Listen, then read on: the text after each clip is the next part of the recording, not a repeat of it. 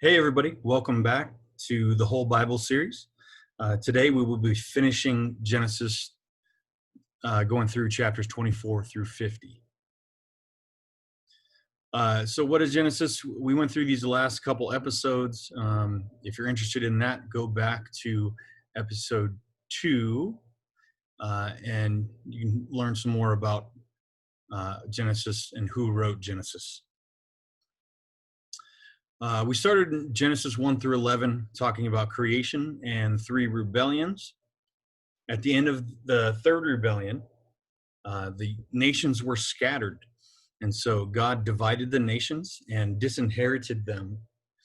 And from that, we came into last week's episode where we talked about the story of Abraham, where God calls somebody out of the nations to create a new nation for himself.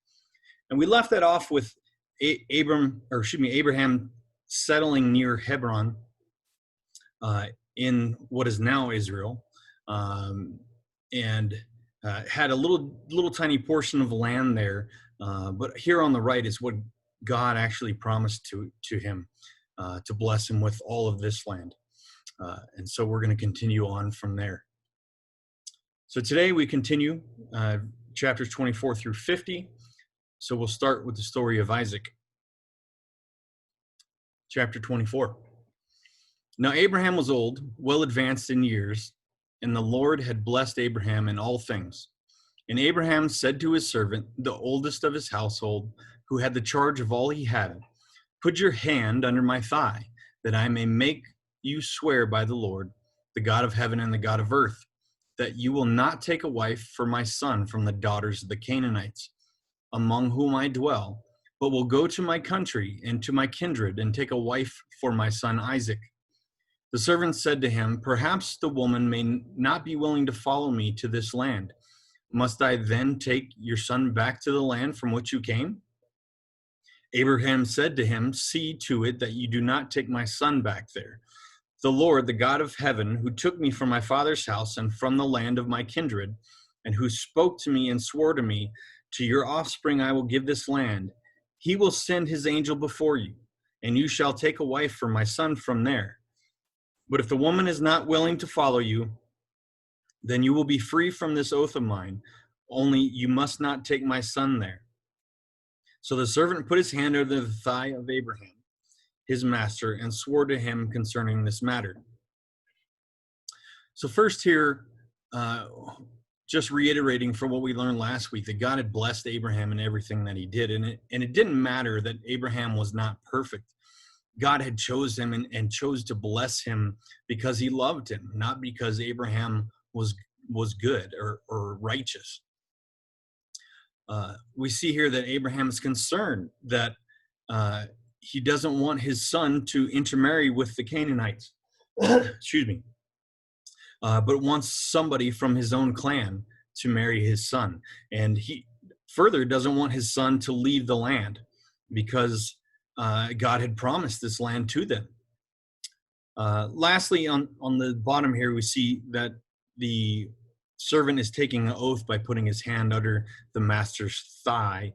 This is a common practice of oath taking in the ancient Near East. Continue on, chapter 24. The servant goes up to Haran and finds Rebekah with the help of the Lord. So he asks the Lord to do something for him, and the Lord reveals Rebekah to him. And so he meets Rebekah, and from there meets her brother Laban. And he goes and meets with the family, and he pays the bride price. And Rebekah comes back with him to Isaac. And then we see the chapter in here in verse 67 on the left. Then Isaac brought her into the tent of Sarah, his mother, and took Rebekah, and she became his wife, and he loved her. So Isaac was comforted after his mother's death. Chapter 25.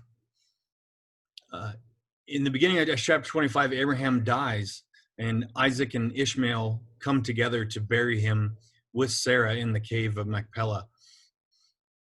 Verse 19. These are the generation of Isaac, Abraham's son. Abraham fathered Isaac, and Isaac was 40 years old when he took Rebekah, the daughter of Bethuel, the Aramean of Paddan Aram, the sister of Laban the Aramean, to be his wife. And Isaac prayed to the Lord for his wife because she was barren. And the Lord granted his prayer, and Rebekah, his wife, conceived. Last week we talked about what barrenness meant, and that people believed that it was being cursed. It was a result of a curse from God or from the gods. Here we see that Isaac prays to God and Rebekah conceives. So this indicates that God is blessing them. The children struggled together within her, and she said, "If it is thus, why is it happening to me?" So she went to inquire of the Lord. And the Lord said to her, "Two nations are in your womb, and two peoples from within you shall be divided. The one shall be stronger than the other. The older shall serve the younger."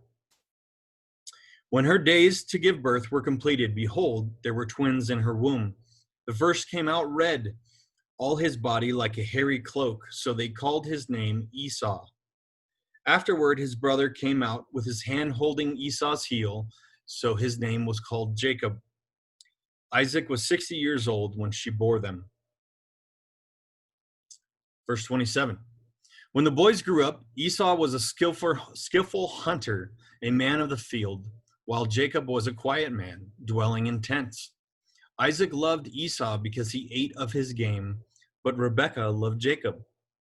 Once when Jacob was cooking a stew, Esau came in from the field, and he was exhausted. And Esau said to Jacob, "Let me eat some of that red stew, for I am exhausted." Therefore, his name was called Edom. I'll pause there real quick. Last week we learned about the nations of Moab and Ammon, and also the area of the wilderness of Paran where the Ishmaelites live. Esau will eventually take over this area here called Edom, and it's called Edom after Esau. Edom means red, and so they call Esau Edom, partly in part of this red stew, but also in part of the fact that he came out looking red. Verse 31. Jacob said, "Sell me your birthright now."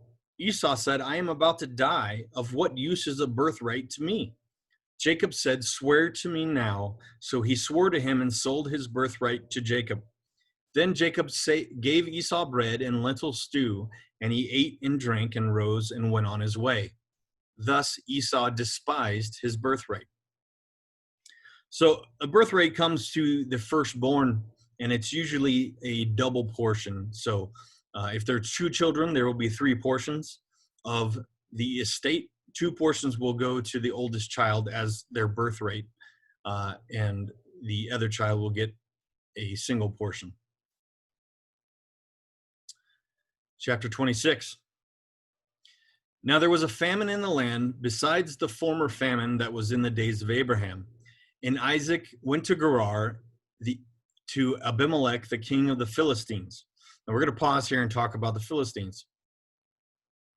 So the Philistines dwell here, and you see the map here on the left. They dwell along the coastline here, adjacent to the nation of Israel, and the 12 tribes. Let's read what this says here.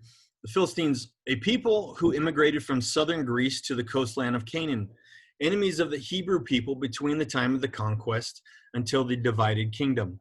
The territory of Philistia extended past Gaza in the south and to Mount Carmel range in the north. Genesis 10, 13 through 14 lists the Philistines as in the so-called Table of Nations, which we covered 2 weeks ago. Egypt fathered Chalsohim, from whom the Philistines came, and Caphtorim. The NRSV translate this verse with a different order. Kazlahum and Caphtorim, from which the Philistines came. Now, there's some verses there. The NRSV reconciles this verse with Jeremiah 47:4 and Amos 9:7, both of which say that the Philistines came to Palestine via Caphtor. Harrison argues that both Caslahum and Caphtorim are in the lineage of the biblical Philistines, and that the textual experimentation with Genesis 10:14 is unnecessary and problematic.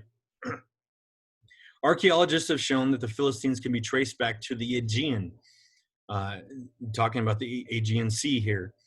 From there, they settled in Crete for a time before carrying on to Canaan and attempting to invade Egypt. The names of some prominent Philistines, such as Goliath and Achish, are not Semitic in origin and are thought to be from the region of southern Greece. Most of the evidence points to the Anatolian coast, Ionia, and or the Aegean Sea as the homeland of the various sea peoples. Some Philistine personal names and terms recorded in the Bible are related to Luvian languages of Western Anatolia, but the evidence is far from concrete. So what I want you to see here is that the Philistines live here on the coast adjacent to Israel, but these are enemies of Israel. In fact, they are both giants, and so they come from the Nephilim, as well as the fact that it mentions here that they're sea peoples. So we talked about the sea and what the sea indicates. So a sea serpent or a dragon or a sea monster indicates actually the same thing as the sea itself. It is chaos. And so the Philistines are then meant to inspire chaos. So let's jump back. And Isaac went down to Gerar to Abimelech, king of the Philistines. And the Lord appeared to him and said, "Do not go to Egypt, dwell in the land which I shall tell you. Sojourn in this land, and I will be with you and bless you. For you and your offspring I will give these lands, and I will establish the oath I swore to Abraham your father. I will multiply your offspring as the stars of heaven, and will give you your offspring all these lands. And in your offspring all the nations of the earth will be blessed." Again, reiterating the blessing that God had promised to Abraham, not only to bless his family, but through him to bless all nations of the earth. Verse 5, because Abraham obeyed my voice and kept my charge, my commandments, my statutes, and my laws. So Isaac goes to Gerar, and he takes a play from Abraham's playbook and actually claims Rebekah is his sister because he's afraid that he'll be murdered. And again, although Isaac is not trusting in God fully, God blesses him anyway, and he comes away with much wealth as they go back to Beersheba. Later on in the chapter, we see that Esau continues being impulsive. Verse 34, when Esau was 40 years old, he took Judith, the daughter of Beeri, the Hittite, to be his wife, and Basemath, the daughter of Elon, the Hittite. And they made life bitter for Isaac and Rebekah. So Esau, being impulsive, is marrying these local women, these Canaanite women. And because he's marrying into the nations, which God wants them to be separate from, it's making life difficult for Isaac and Rebekah. There we go. Chapter 27. When Isaac was old and his eyes were dim so that he could not see, he called Esau, his older son, and said to him, "My son." And he answered, "Here I am." He said, "Behold, I am old. I do not know the day of my death. Now then, take your weapons, your quiver and your bow, and go out to the field and hunt game for me, and prepare for me delicious foods such as I love, and bring it to me so that I may eat, that my soul may bless you before I die." Well, during this conversation, Rebekah overhears it, and when Esau leaves, she goes to Jacob and talks him into deceiving Isaac. So they put goat skin on him so that he's a hairy man, and they put on the smell that that Esau would have, and Jacob goes to his father. Verse 26. Then his father Isaac said to him, "Come near and kiss me, my son." So he came near and kissed him. And Isaac smelled the smell of his garments and blessed him and said, "See, the smell of my son is as the smell of the field that the Lord has blessed. May God give you the dew of heaven and the fatness of the earth and plenty of grain and wine. Let people serve you and nations bow down before you. Be Lord over your brothers. and may your mother's sons bow down to you. Cursed be everyone who curses you, and blessed be everyone who blesses you." Later on, Esau comes back with food, and he goes to his father and finds out that Jacob had actually stole his blessing. And so he begs Isaac to bless him also. Verse 39. Then Isaac, his father, answered and said to him, "Behold, away from the fatness of the earth shall your dwelling be, and away from the dew of heaven on high. By your sword you shall live, and you shall serve your brother. But when you grow restless, you shall break his yoke from your neck." Now Esau hated Jacob because of the blessing which his father had blessed him. And Esau said to himself, "The days of mourning for my father are approaching. Then I will kill my brother Jacob." But the words of Esau, her older son, were told to Rebekah. So she sent and called Jacob, her younger son, and said to him, "Behold, your brother Esau comforts himself about you by planning to kill you. Therefore, my son, obey my voice. Arise, flee to Laban my brother in Haran, and stay with him a while until your brother's fury turns away. Until your brother's anger turns away from you and he forgets what you have done to him. Then I will send and bring you from there. Why should I be bereft of both of you in one day?" Then Rebekah said to Isaac, "I loathe my life because of the Hittite women. If Jacob marries one of the Hittite women like these, one of the women of the land, what good will my life be to me?" Moving on to the story of Jacob, chapter 28. Verse 1. Then Isaac called Jacob and blessed him and directed him, "You must not take a wife from the Canaanite women.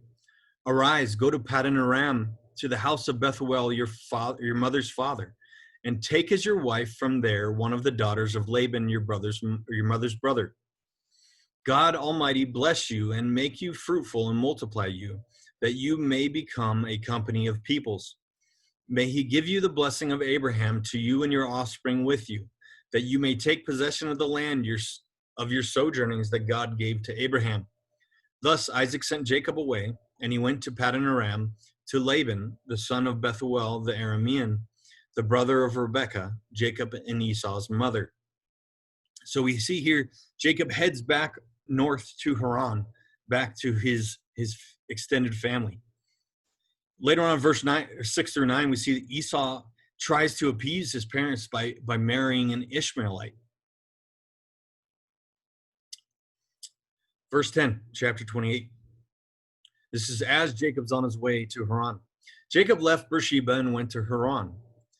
When he came to a certain place and stayed the night there because the sun had set, taking one of the stones of the place, he put it under his head and lay down in that place to sleep. And he dreamed, and behold, there was a ladder.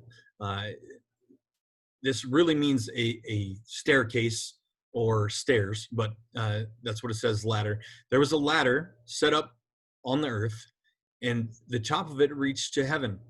And behold, the angels of God were ascending and descending on it. And behold, the Lord stood above it and said, "I am the Lord, the God of Abraham your father, and the God of Isaac. The land on which you lie I will give to you and to your offspring. Your offspring shall be like the dust of the earth, and you shall spread abroad to the west and to the east and to the north and to the south. And in you and your offspring shall all the families on earth be blessed. Behold, I am with you and will keep you wherever you go, and will bring you back to this land. For I will not leave you until I have done what I have promised you."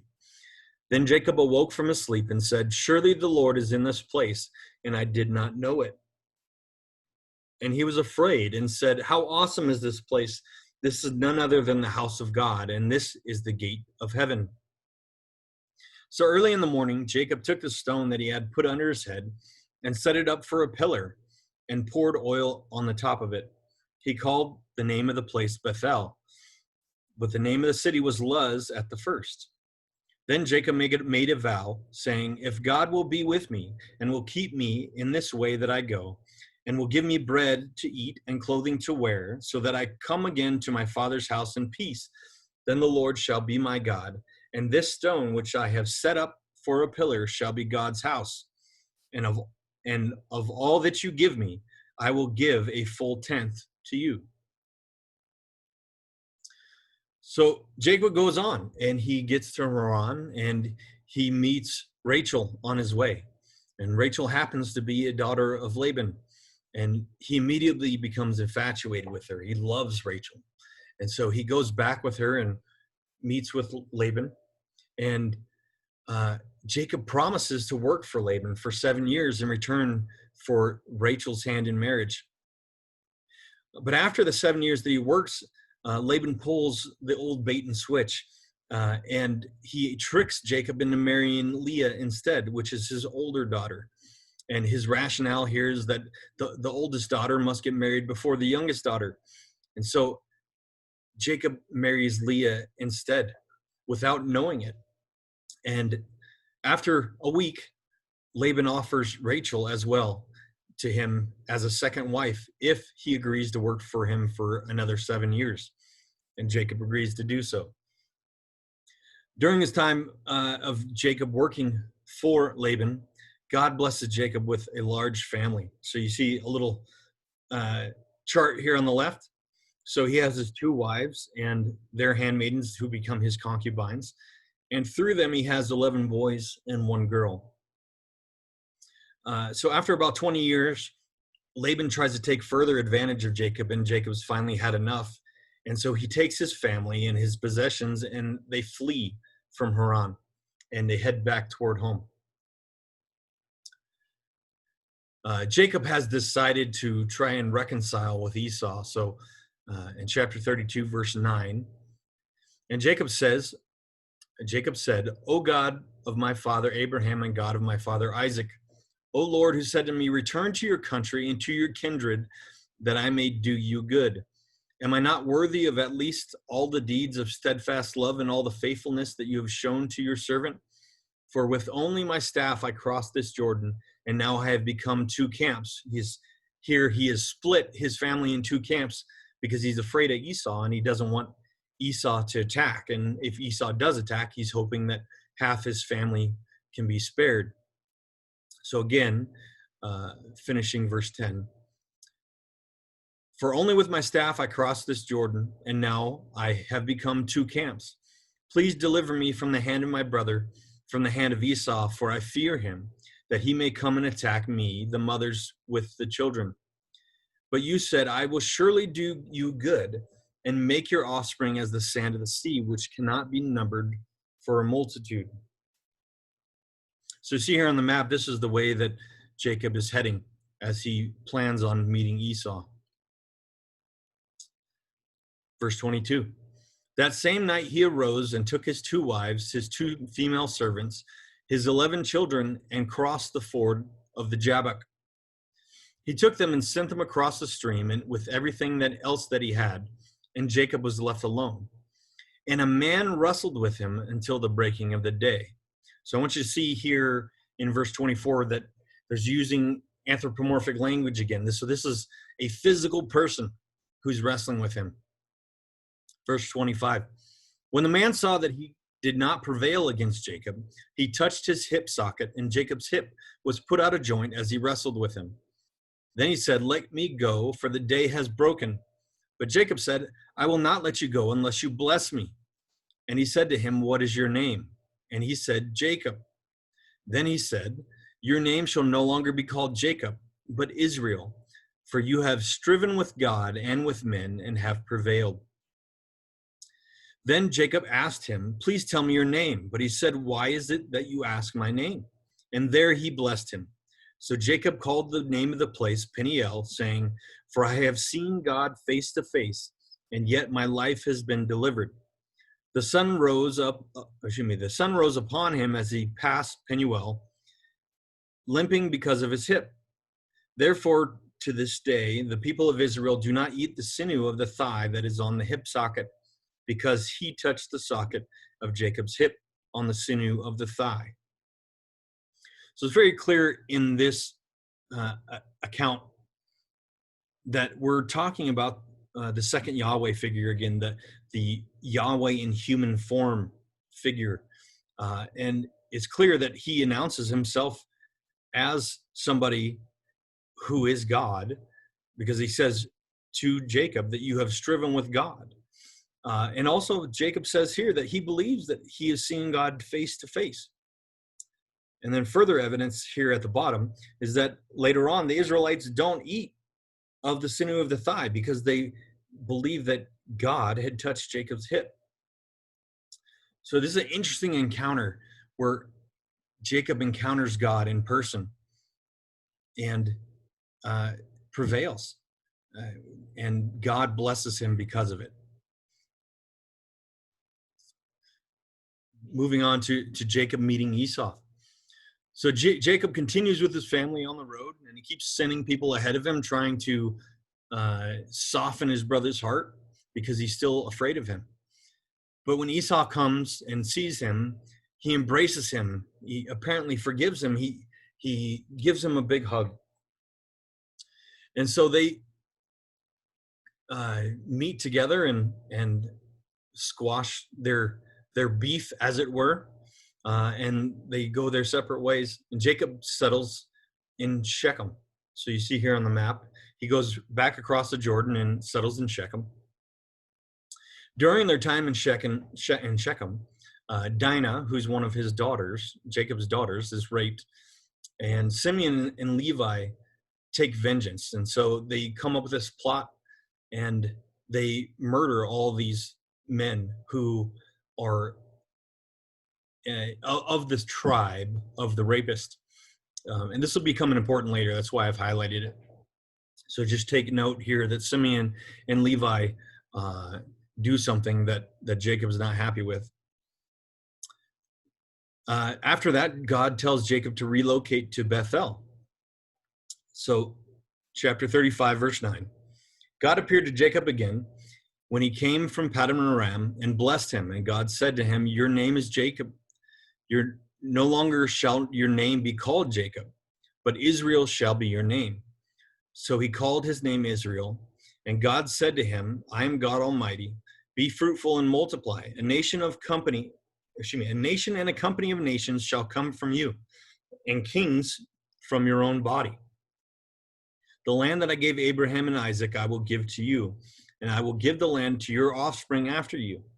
Then God went up from him in the place where he had spoken with him.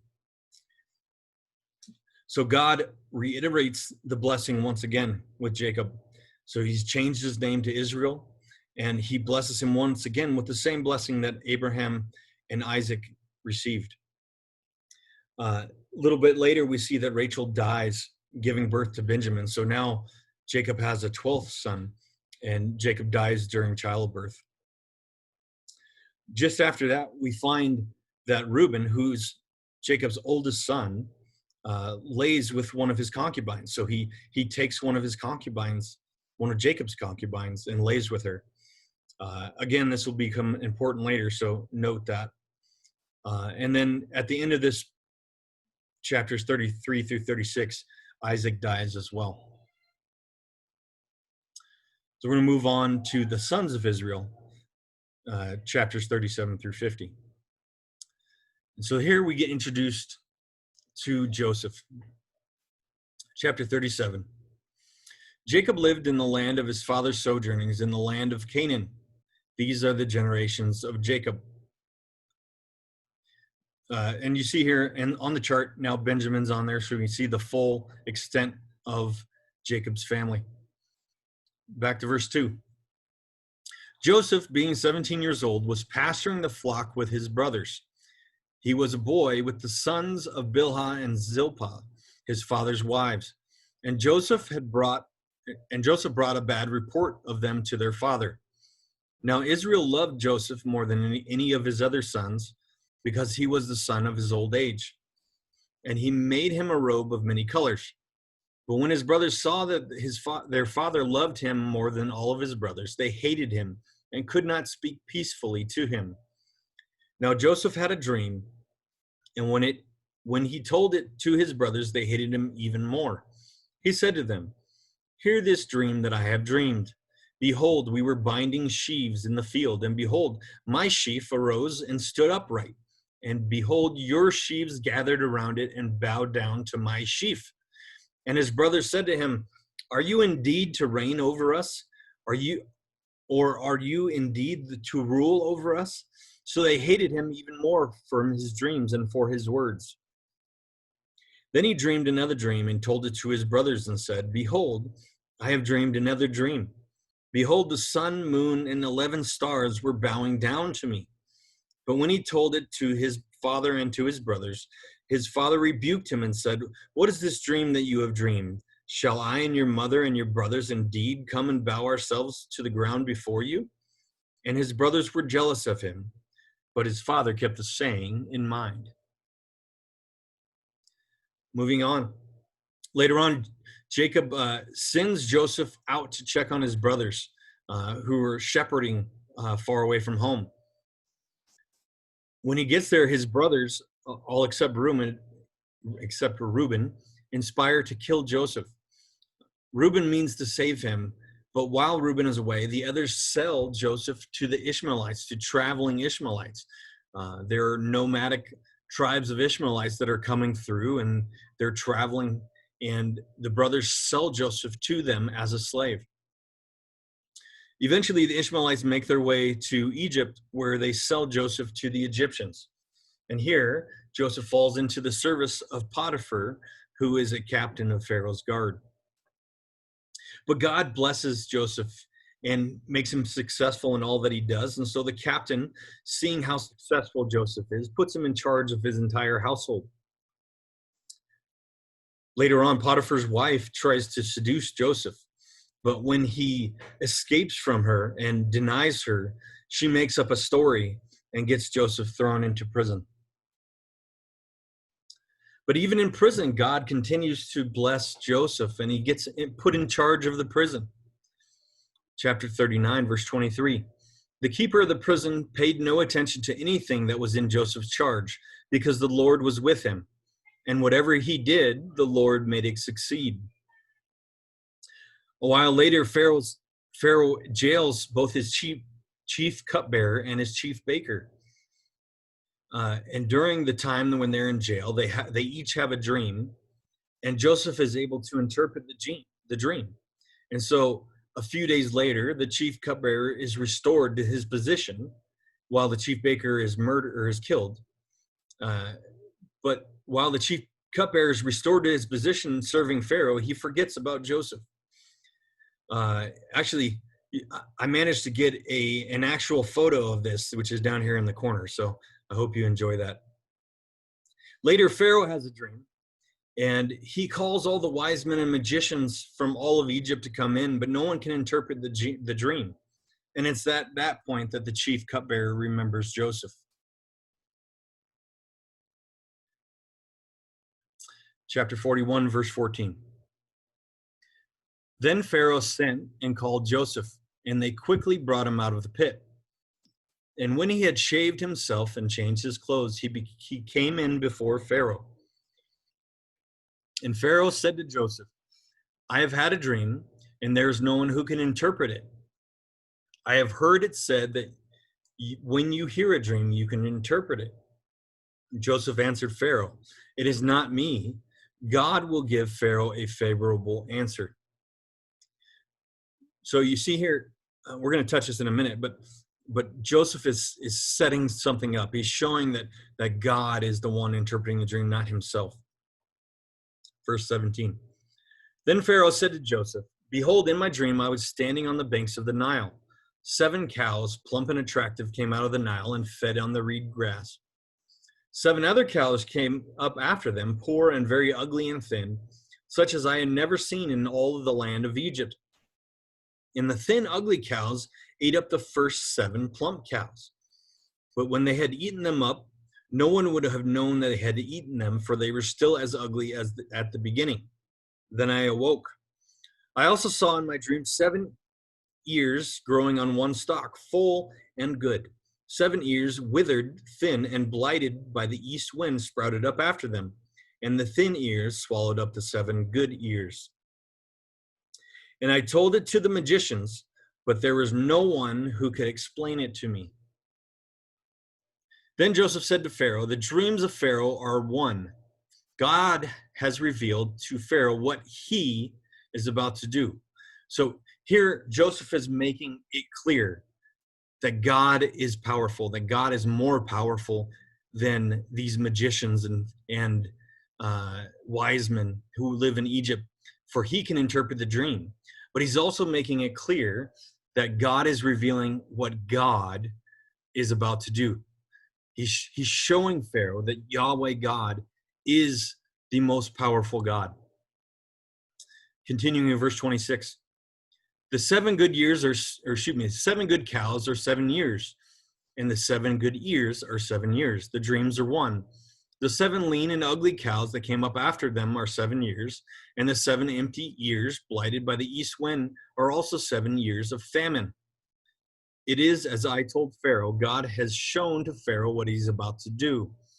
There will come 7 years of great plenty throughout the land of Egypt, but after there will arise 7 years of famine, and all the plenty will be forgotten in the land of Egypt.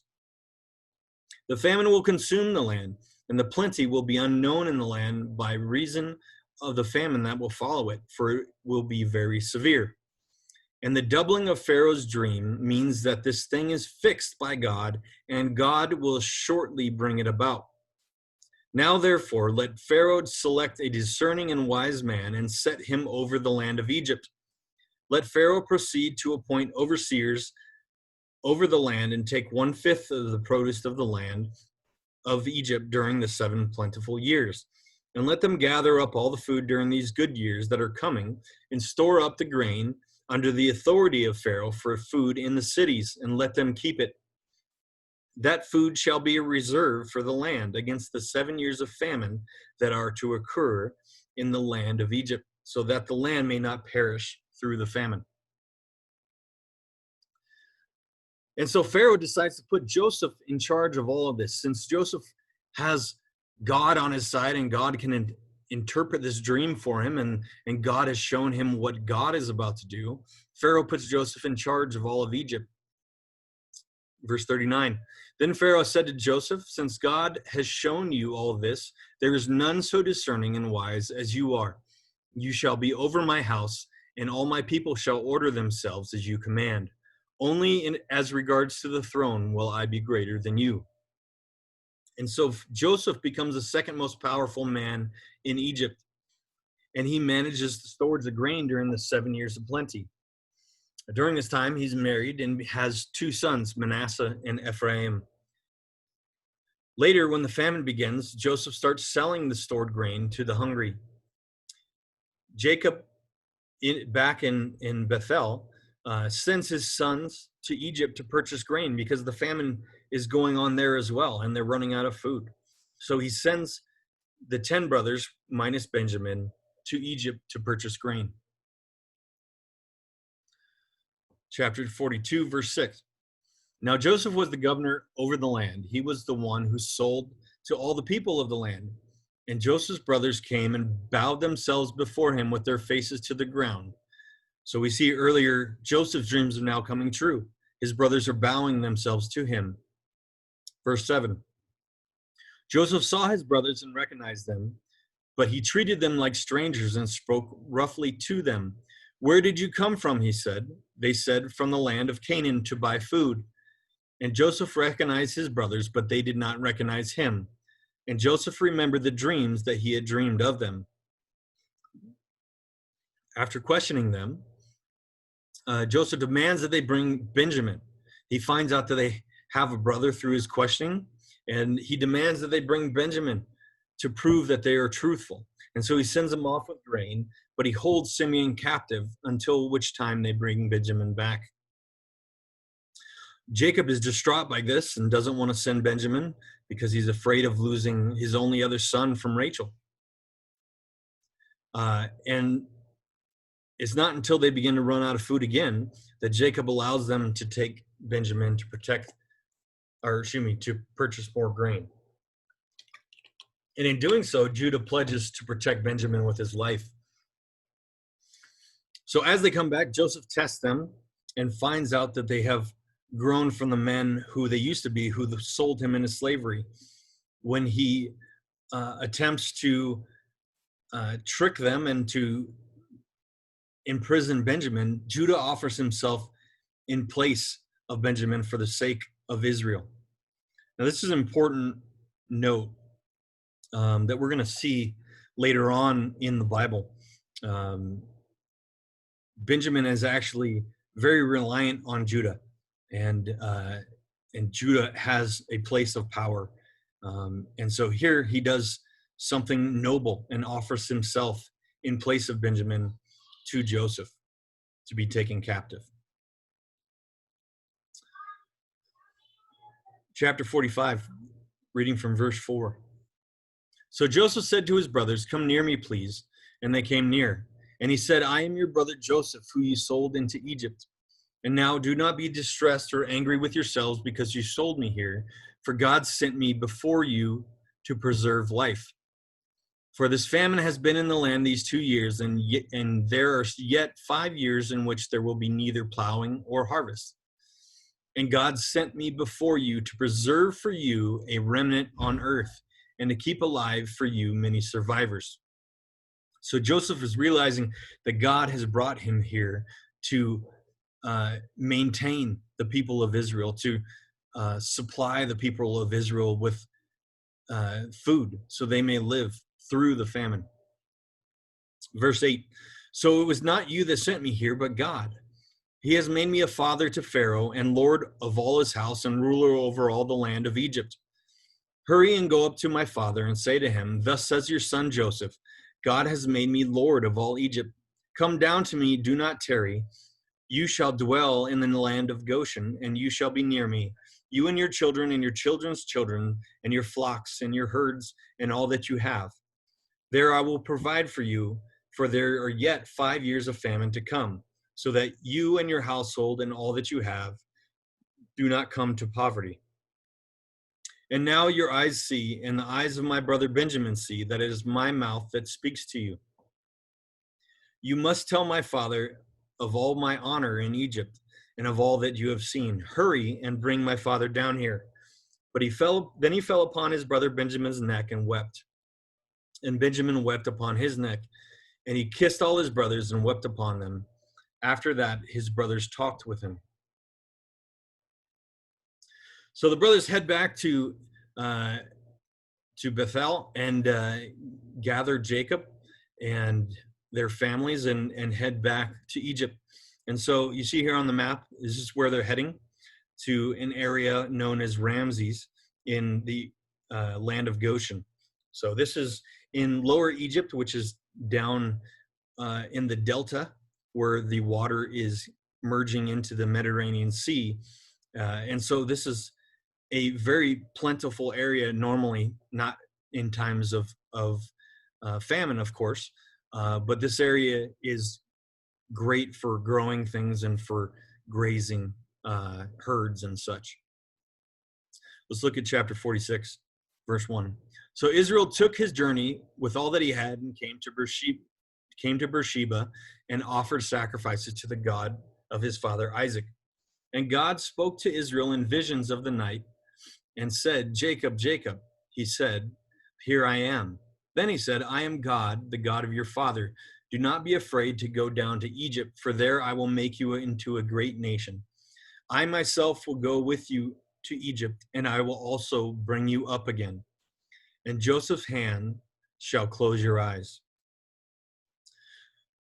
So we see that a total of 70 men of Israel's line comes to Egypt. This includes Joseph and his 2 sons. But there's a total of 70 men plus their wives and daughters. And God blesses them while they're here with many offspring and with much wealth. Chapter 48. After this, Joseph was told, "Behold, your father is ill." So he took with him his 2 sons, Manasseh and Ephraim, and it was told to Jacob, "Your son Joseph has come to you." Then Israel summoned his strength and sat up in bed. And Jacob said to Joseph, "God Almighty appeared to me at Luz in the land of Canaan and blessed me, and said to me, 'Behold, I will make you fruitful and multiply you, And I will make you a company of peoples, and will give this land to your offspring after you for an everlasting possession. And now your 2 sons, who were born to you in the land of Egypt, before I came to you in Egypt, are mine. Ephraim and Manasseh shall be mine, as Reuben and Simeon are. So this is an important note for later on when the tribes of Israel are given their inheritance. So Ephraim and Manasseh actually are now adopted as heirs of Israel rather than Joseph. So in Joseph's place, his 2 sons are adopted as heirs and as sons of Israel. We'll get to that again later. Chapter 49. Then Jacob called his sons and said, gather yourselves together, that I may tell you what shall happen to you in the days to come. Assemble and listen, O sons of Jacob. Listen to Israel, your father. And so Jacob's now going to bless all of his sons before he dies. But we're going to sidebar here real quick. So again, we have the family tree here on the left. But what should be Reuben's birthright is now lost. Reuben made a critical error. We see in chapter 35:22 here, which we covered earlier. While Israel lived in that land, Reuben went and lay with Bilhah, his father's concubine, and Israel heard of it. So there's a note from the Expositor's Bible commentary. Reuben no longer has the right of the firstborn of the house of Jacob because he violated the honor of his father. So Reuben's out. Reuben's lost the birthright. The next 2 in line are Simeon and Levi. But remember earlier that they also did something that damaged the honor of their father. Chapter 34, verse 25. On the 3rd day, when they were sore, so this is talking about the clan of the man that raped Dinah. On the 3rd day, when they were sore, 2 of the sons of Jacob, Simeon and Levi, Dinah's brothers, took swords and came against the city while it felt secure and killed all the males. So again, the Expositor's Bible commentary notes, at the time Jacob protested vehemently against his 2 sons and their attack on a defenseless city. Here Jacob gives his final verdict on their action. The 2 tribes of Levi and Simeon will not have their own portion in the inheritance of the land. All right, so that goes into a lot. So the first 3 sons of Jacob, Reuben, Simeon, and Levi here, have all been disqualified for the birthright. And so now it falls to the 4th son, which is Judah. And this is very important, and we'll talk about it more here in just a minute. But I want you to also notice that the two tribes of Levi and Simeon are going to lose. This is foreshadowing of what's to come later. But Levi and Simeon are not going to be given their own portion of land when Israel's inheritance of land comes down to the 12 tribes. Levi and Simeon are not a part of that. They don't get their own land. And we'll talk about that more in the next couple weeks as we get to that. But it's important to note. So back here to chapter 49, Jacob is blessing all of his sons. And so we'll go through this.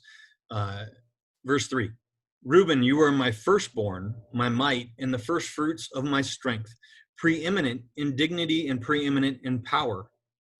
Unstable as water, you shall not have preeminence. Because you went up to your father's bed, then you defiled it. He went up to my couch. Simeon and Levi are brothers. Weapons of violence are their swords. Let my soul not come into their counsel. O my glory, be not joined in their company, for in their anger they killed men, and in their willfulness they hamstrung oxen. Cursed be their anger, for it is fierce, and their wrath, for it is cruel. I will divide them in Jacob and scatter them in Israel. So again, Jacob is prophesying, foreshadowing on what's to come. And then he gets to Judah. Judah, your brothers shall praise you, and your hand shall be on the neck of your enemies. Your father's sons shall bow down before you. Judah is a lion's cub. From the prey, my son, you have gone up. He stooped down. He crouched as a lion, and as a lioness, who dares rouse him? The scepter shall not depart from Judah, nor the ruler's staff from between his feet, until tribute comes to him, and to him shall be the obedience of the peoples. Binding his foal to the vine, and his donkey's colt to the choice vine, he has washed his garments in wine, and his vestures in the blood of grapes. His eyes are darker than wine, and his teeth whiter than milk. So this blessing on here to Judah is important. So here, Israel gives Judah the birthright. All right. But I want you to notice a couple other things here. So first, in verse 8, your father's son shall bow down before you. So all the other tribes are going to bow down before you. So this is talking about kingship, which we also see in verse 10. The scepter shall not depart from Judah.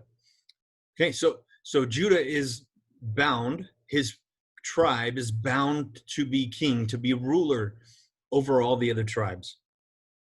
And this has a foreshadowing not just for the time where kings come to Israel, but also for the Messiah. The Messiah will be from the line of David, which is from the line of Judah. And we see verse 9 here where he mentions a lion. Well, the Messiah is known as the Lion of Judah. So this is an important blessing here for Judah. Not only does he get the birthright, but we learn a lot about what will happen in the future as far as kingship and the Messiah. Finishing off, Jacob dies, and in honor of Joseph, all of Egypt mourns him for 40 days. And the brothers take him back and bury him in the cave of Machpelah with Leah and Rachel and his fathers, Abraham and Isaac.